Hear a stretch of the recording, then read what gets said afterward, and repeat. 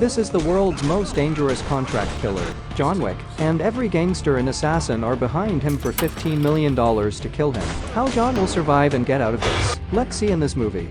John runs through New York as time runs out on his grace period. He turns into an alley and sees the TikTok man, one of the Bowery King's spies. He gets into a taxi, but the roads are gridlocked. With only 20 minutes until he is officially excommunicado, he gives the driver a gold coin to get his dog safely to the Continental. He decides to get out and run again. He arrives at the library and asks for a book, in which he reveals a hidden compartment containing some coins, a cross, a marker and a picture of him and his wife, which he kisses. A large man, Ernest, corners him in the bookshelves. John tells him he still has time left, but Ernest doesn't care. Who is going to know about a few minutes? The two have a fight which culminates in John using the book to break Ernest's jaw and snap his neck. It leaves him with a bad stab wound on his shoulder, though, so he visits the doctor at his home address. With only 5 minutes to go, the doc agrees to help, but has to stop stitching halfway through. The grace period is over. John's $14 million bounty is in full effect. After stitching himself up and taking some pills, John shoots and wounds the doc at his request to persuade the high table that the doc obeyed the excommunicado order. John leaves and is immediately set upon by a wave of assassins. They corner him in an antique arms shop, so John uses the old weaponry to kill them in a vicious series of fights involving all kinds of antique knives. John emerges into the street and is set upon by more assassins. They follow him into horse stables, where John uses the horses and their powerful kicks to kill several foes. He leaves the stables on horseback, but is followed by 2 men on motorcycles. John kills them both from horseback. John's bounty is raised to $15 million. John arrives at a theater, where he is told to empty his pockets and remove his belt. He meets with the director and asks for her help by presenting the cross he picked up from the library. They discuss John's history. This is where he was raised. She takes him to the back of the theater, past training ballet dancers and jiu-jitsu wrestlers, and asks him what he wants. He wants passage to Casablanca. She agrees, breaking all ties with him and branding him with the cross in the process. A mysterious woman enters the Continental. She slides a coin over to Charon, who informs Winston, the manager, that an adjudicator is here to see him. After asking to see Santino's body, the adjudicator informs Winston that he must step down from his position due to the fact that he allowed John to live after spilling blood on Continental grounds. The Bowery King is visited by the adjudicator. He tells her that he is honoring the excommunicado. However, she informs him that no one is free from the high table's rules, and that he must leave town because he gave John a gun, knowing what it would be used for. He laughs in her face, claiming that he cannot step down from the throne because he is the throne. John arrives in Casablanca. Almost immediately, he is set upon by 3 knife-wielding foes. One is killed in the battle,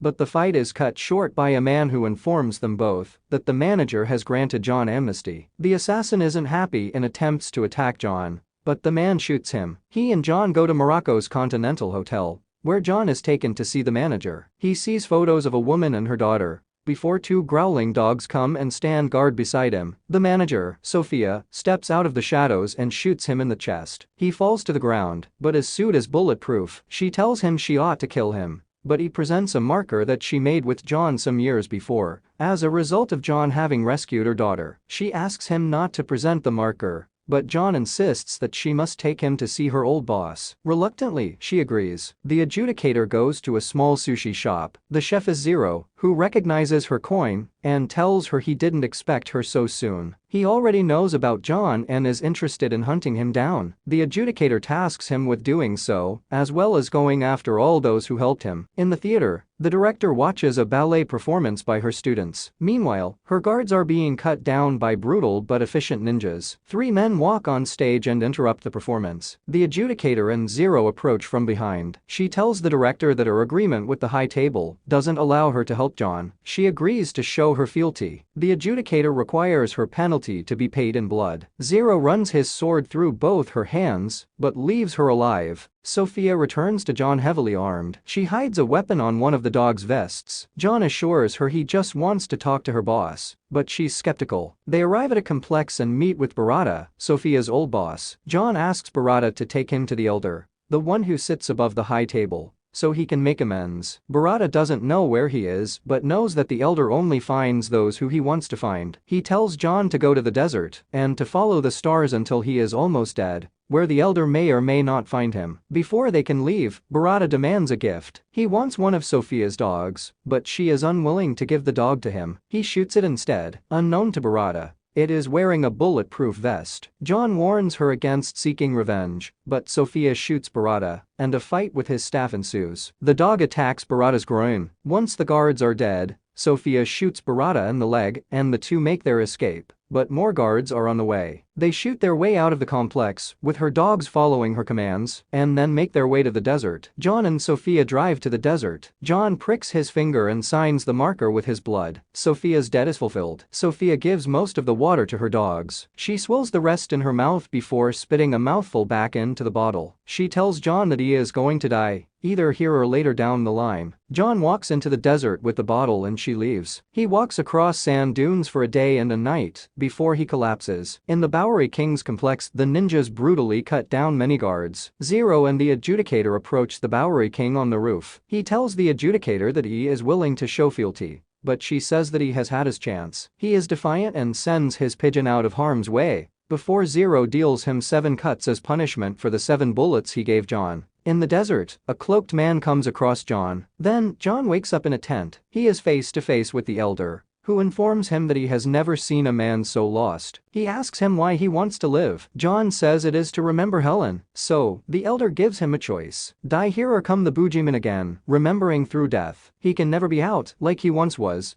but he can reverse the excommunicado. In exchange he must kill Winston. John agrees and pledges fealty by cutting off his wedding ring finger and gives the ring to the elder. The elder accepts his pledge of fealty. He directs staff to help him prepare for passage back to New York and provides him with new clothes. Upon arriving in New York, John comes face to face with 2 assassins. However, they are cut down by some ninjas. The ninjas take John to see Zero. John and Zero are about to fight, but a line of school children interrupt them. John makes his escape, killing 2 motorcycle ninjas and taking a motorcycle. Zero and his ninja assassins chase John. On the freeway, while driving at high speed, John kills several sword-wielding opponents. Zero chases him into the city, but they both crash near the Continental. Since John has his hand on Continental grounds, Zero cannot kill him. Sharon takes John to a waiting room, and Zero follows. Here, he confesses how much of a fan he is. He tells John that they're the same, but John doesn't agree. John reunites with his dog, but tells him to sit and stay once Winston is ready to see him. Winston meets with John in a glass room used only when one needs to see what their opponent hides under the table. He knows John is here to kill him and prefers to be killed by a friend, but tells John that there is another way. He can pull the trigger and sell his soul, forever becoming the boogeyman and working for the High Table. Or he can stand and fight against the High Table.